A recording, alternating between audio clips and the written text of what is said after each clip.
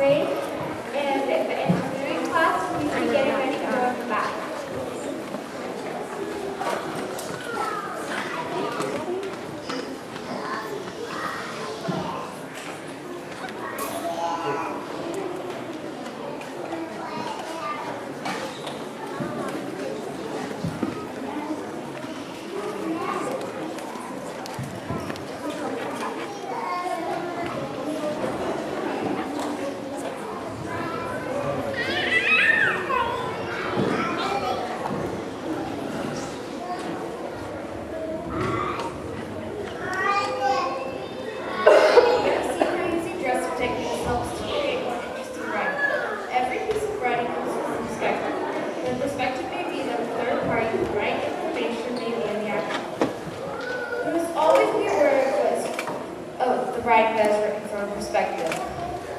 The perspective can also impact validity and the truth of what is written. The perspective can also impact historical events. We were asked to write about the Pilgrims and the first Thanksgiving. We were provided with a packet which had the format, and it was broken down into 3 parts. The arrival to the New World, the first winter, and the first Thanksgiving. Tonight we will share with you our results of our brainstorming and the varied perspective of the events. And here is the first Thanksgiving. After 63 perilous days at sea, the Pilgrims finally strode onto the New World. They arrived at Massachusetts, even though they planned to arrive in Virginia.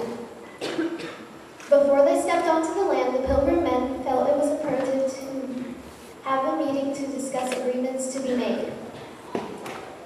They all signed a contract to agree with all of the laws made for the settlement. This is called the Mayflower Compact. After that, they began to comb the land for the perfect place to build a settlement. They chose a peaceful harbor discovered a few years earlier by Captain John Smith. It is called Plymouth.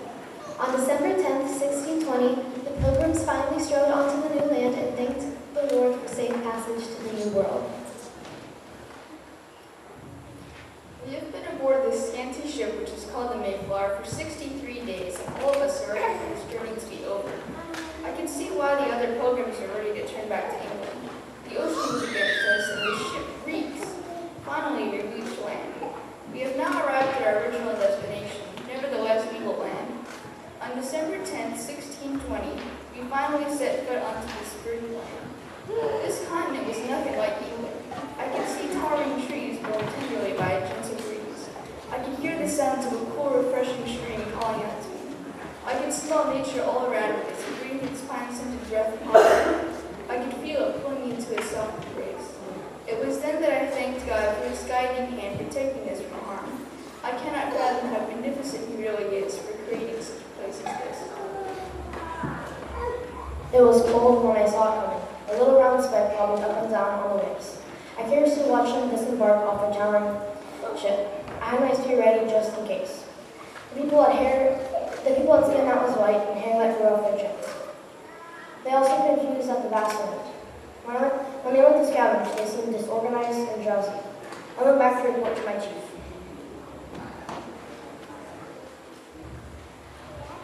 It was an average day in our tribe when I went to go talk to one of our village elders. Abruptly, my scouts came back, out of breath, barely getting the words out to call a meeting. I gathered all the village elders and the scouts in a teepee. The scouts described a great canoe carrying men in a strange pale color. They say that the pale man looked exhausted and ill. The elders talked and started a conversation, but I told them to be silent. I told them that we would wait and see how they survived the winter, then we would talk. It was the first winter with these strange people on our island, and it looked like they were having a pretty hard time. I knew a reason why these people were struggling. It was in the middle of winter, and it was a little too late to plant crops. They looked starved. They also looked exhausted and looked like they had traveled a long way. By the way it looked, the population of their people had gone down by almost half since when they had started. At one point, there were only about 4 or 5 people to take care of the sick and bury the dead. We felt bad.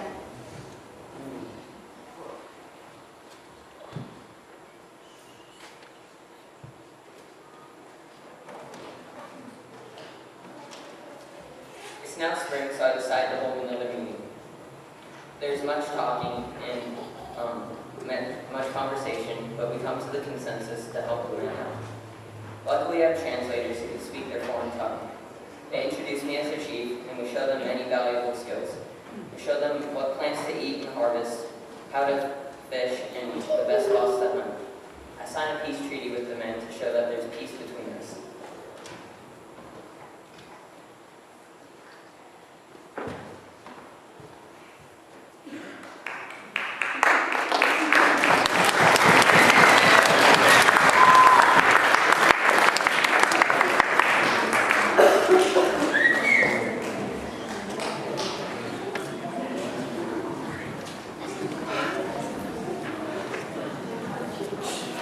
That was wonderful. Good job, guys. So it's engineering by Kevin Duran, bridge presentation. Please get ready. Physical science. I'll put it in the back. Are you guys having fun? Yeah. All right. That was sad, but let's keep going. All right.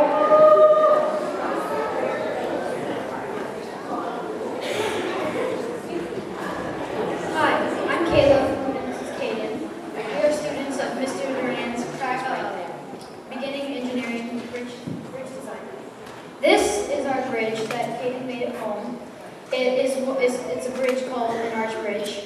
This is the arch of the bridge. This is what you call the deck. This is where the load lays on. The load is basically anything that lies along the deck, like cars, people, whatever's crossing. There's also part of the bridge that's called members. There's these little poles that are attaching, that are supporting the bridge. And we named our bridge Triple Smiley because it has one smiley here, and one here, and flip it upside down, it's another smile. Anyway, there's 2 forces that I want to talk about. The first one is compression. Compression is when you're pushing something together and when you compress it. The compressionism on this arch bridge would be when the load is coming across, it compresses these 2 parts together and also this deck, closer to this deck. The second force is the tension. That's when you're pulling it apart. This happens when the load is on top and the 2 piers, I guess. Piers are vertical things vertical poles, columns that hold up the bridge. So the tension, it pulls them apart. And I just want to go back to 142 BC. The oldest bridge was called the Ponto Bridge. It was an arch bridge, Ponto Bridge. That was the oldest bridge, arch bridge, built in Rome, which was still standing from 142 BC, and that's our bridge.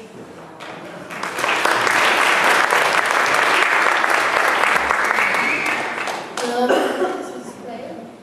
We built this bridge together, somewhat in class and somewhat at home. It took us 3 weeks to build. It is called the Arch Angel, and it spans 21 inches. And in real life, arch bridges, the maximum that they can span is 800 feet. And these are the 2 piers which hold the maximum weight. And when the load is distributed on the deck, then there's compression all on the inside right here. And this is also a type of arch bridge is a ponto roto, which he mentioned. And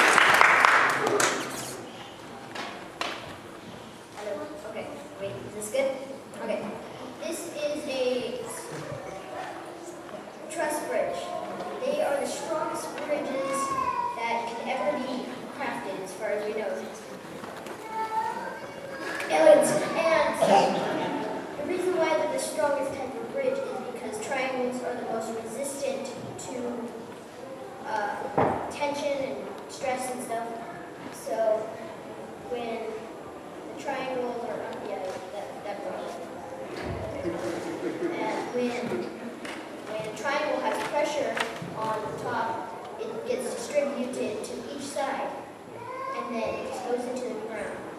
Unlike a square, which when it has pressure on top like that, it can fall over like that, or fall to the side or the side. The only way you can make a square strong is to put a triangle on the side of it.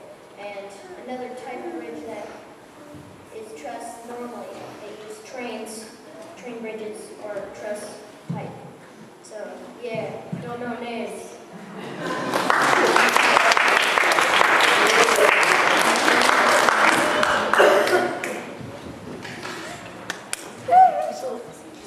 Hi, I'm Michelle, and this is Victor, and this is our beam bridge. Here's the deck, here's the truss, which will stabilize the bridge, and it can hold over 30 pounds of weight on it. Even this.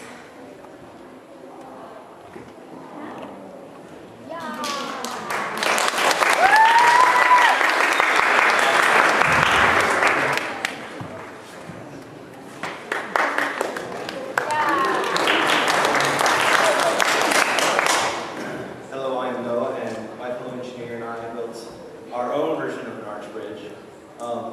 We have nicknamed this arch bridge the Big Daddy for a couple of reasons. One is it's one of the oldest designs for a bridge, and of the high school class, it was the first to be finished. It is also the strongest of all the bridges you've seen today in that this has been tested to hold over 50 pounds. And also, I decided to call that is the ugliest of all. As you can see, it's mainly made out of popsicle sticks, which, as you would not really think would be a normal building material. So these kind of bridges would usually be made out of either concrete, wood, steel, iron, or even the Romans have made them completely out of just stone. Down here we have some string that we use in substitute of steel cables, which would sometimes be used instead of bridges.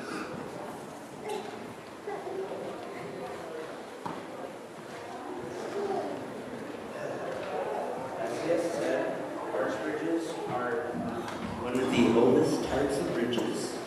They possess great natural strength. This might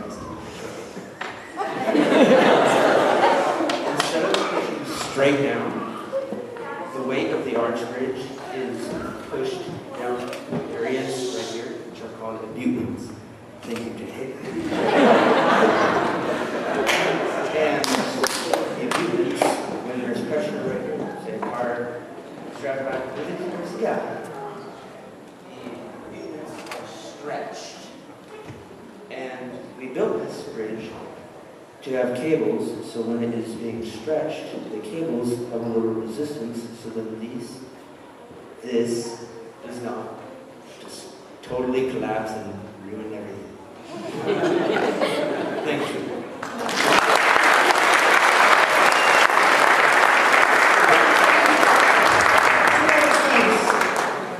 One other thing, I can sit on this. The other thing is, it could be both ways. Just saying. We have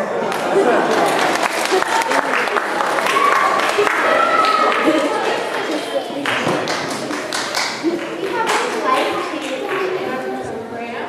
Next up, our life science class, taught by Shannon Forsyth, will be doing the life science presentation. And then physical science class, please be getting ready to go.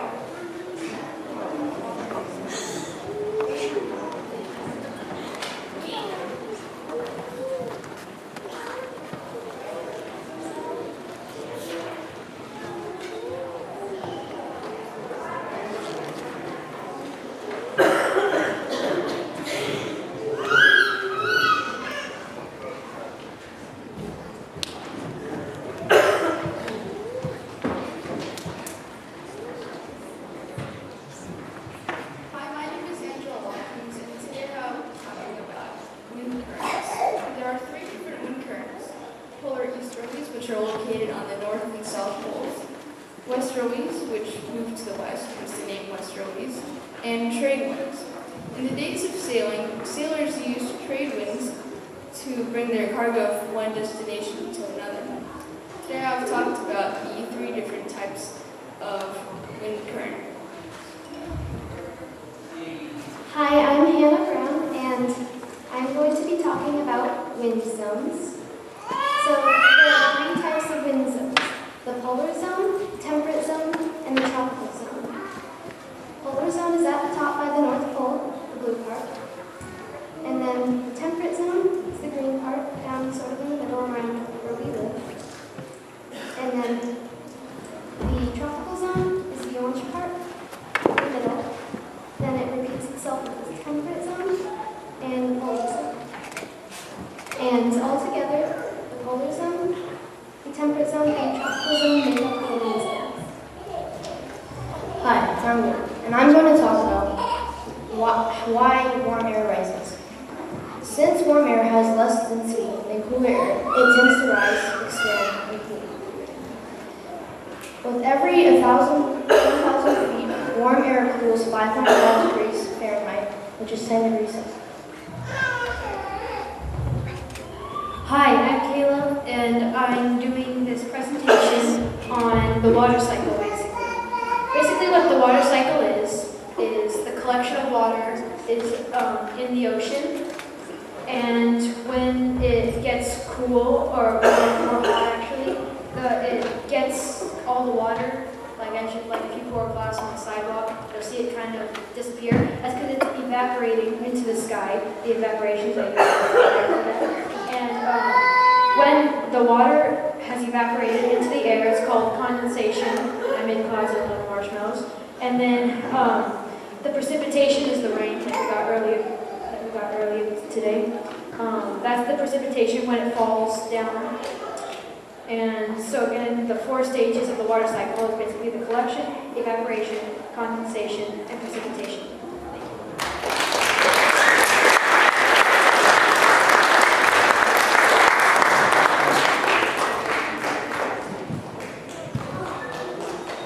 Next up, we have our physical science class taught by Sue Strother presenting their science fair.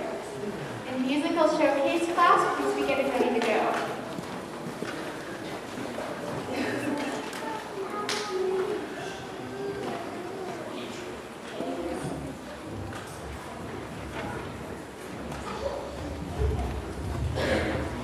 Hello, I'm Bethany Fairchild.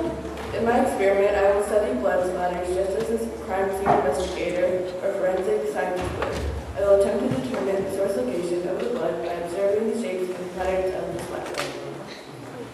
Hi, my name is Alexis Gardner, and this is Mackenzie Visser. And our science experiment is on how dressing affects your confidence. Hi, I'm Joshua Perry, and I'm doing one of Faraday's experiments. I've been really fascinated with Michael Faraday. He's done really interesting things. My hypothesis is really long, so I wrote it down on a piece of paper. Is it better to have a magnet brake for trains than it is to force them to stop bringing down a metal bar to stop by scraping it and forcing it? So it's really, Michael Faraday this experiment with eddy currents that help stop metal faster. So it'll help trains stop faster by protecting the people inside the train. My name is Tate Schron, and for my engineering project, I'll be working on assembling a rechargeable lithium-ion battery that can be used for recharging GPSs, cellular devices, and tablets. My name is Evan Evers, and I will be doing a science project on how the general shape of fire changes when you change certain variables around it and conserve it.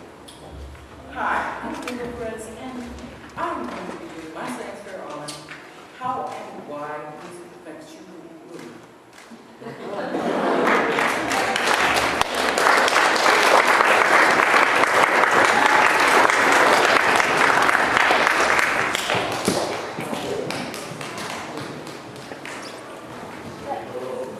Now, a musical showcase class taught by Amy McMillan will sing Have Yourself a Merry Little Christmas in 1971 on the back.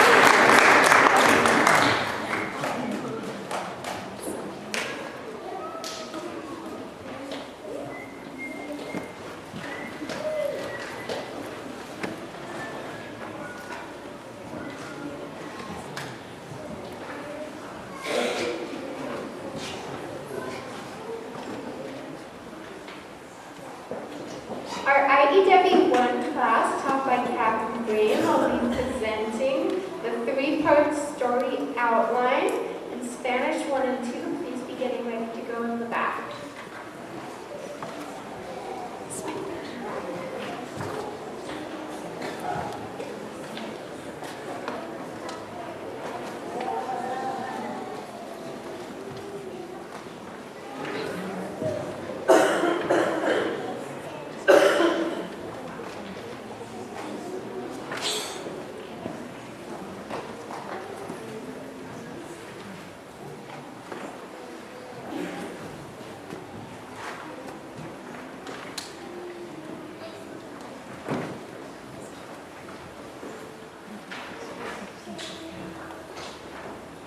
Our IEW 3 class is going to be presenting the three-part story. The first part of the new story has the characters and the setting. And as the setting tonight, they have chosen Christmas. For their characters, it's all the things about Christmas. The second part of the story shows the plot or its problem. And the third part of the story shows a climax and a turning around of the story for a resolution. They'd like to present the story that they wrote.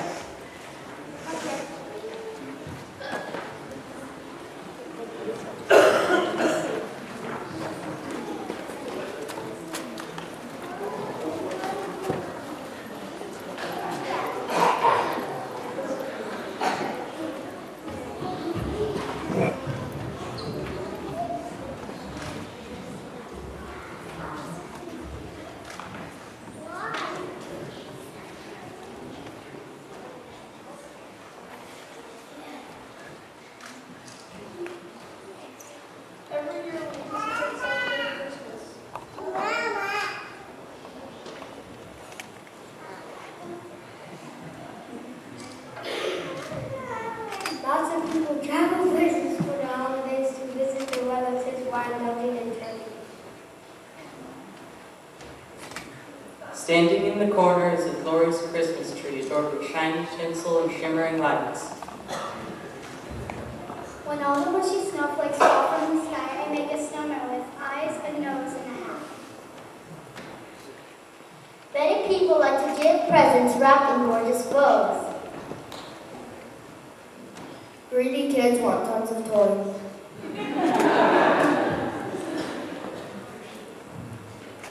Every dancer dreams of dancing in the Nutcracker. People get frazzled with all the things they have to do at Christmas.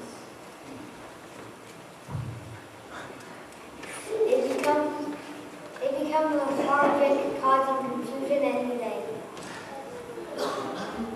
Along comes trouble as a cat and dog tumbled into the tree, which plummets to the floor, resulting in extreme chaos.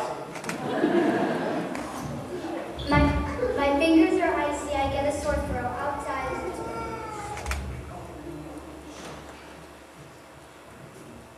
The people are frantic around town because they are desperate to find the perfect gifts. There is disappointment in meeting or more needs.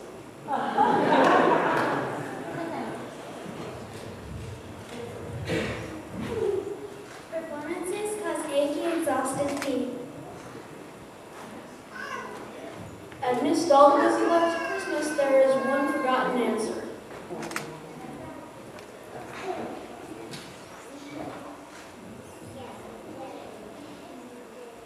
I'm the Virgin Mary, who gave birth to the one and only Son of God.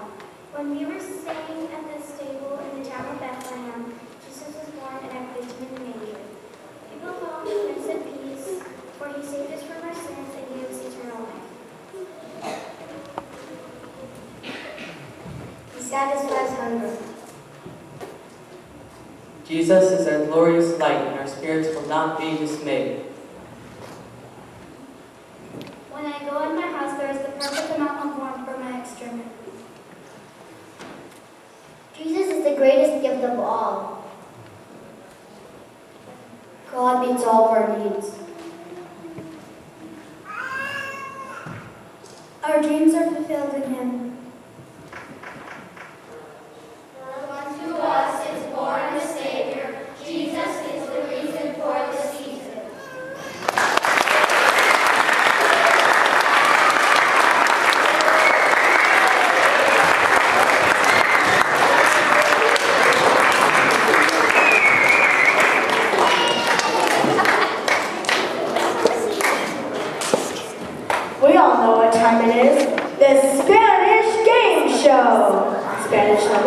in Level 2 by teacher Salvador Jimenez.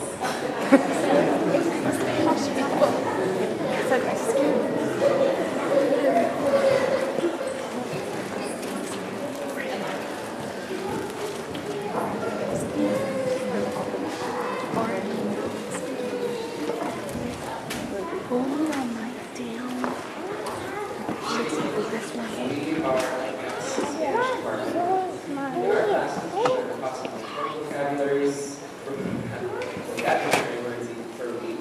And up to this point, we have learned more than 240 terms. Today, we would like to teach you a few words in Spanish. We will show you the word, and your job is to guess the correct translation using the clues that we provide. If you have to guess, please raise your hand. Ready?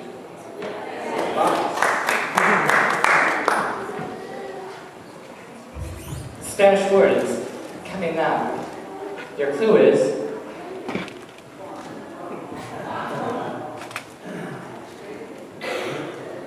you in the green. Yes, 300 hand apart. Yes, actually we got it entirely correct by saying too long.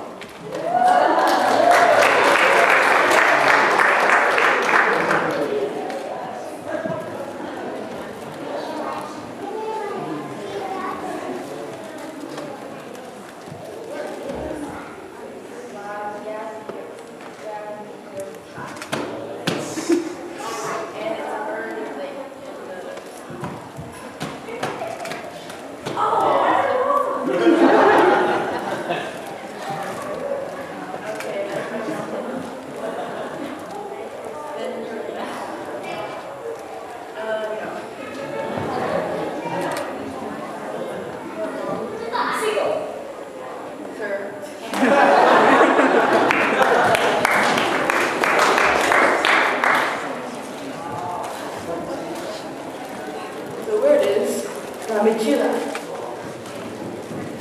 You can put things in it, carry it.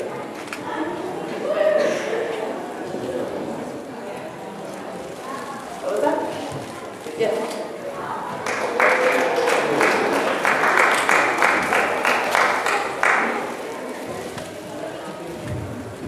Spanish word is el abrigo, and your hint is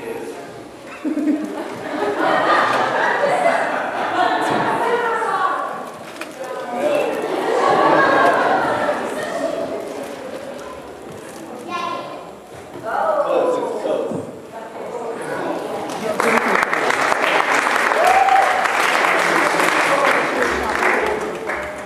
The Spanish word is el maestro.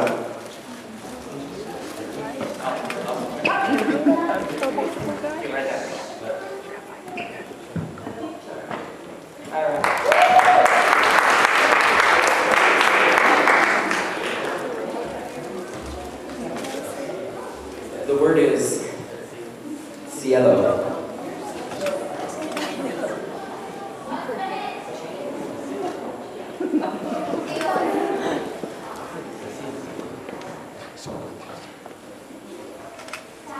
Yeah.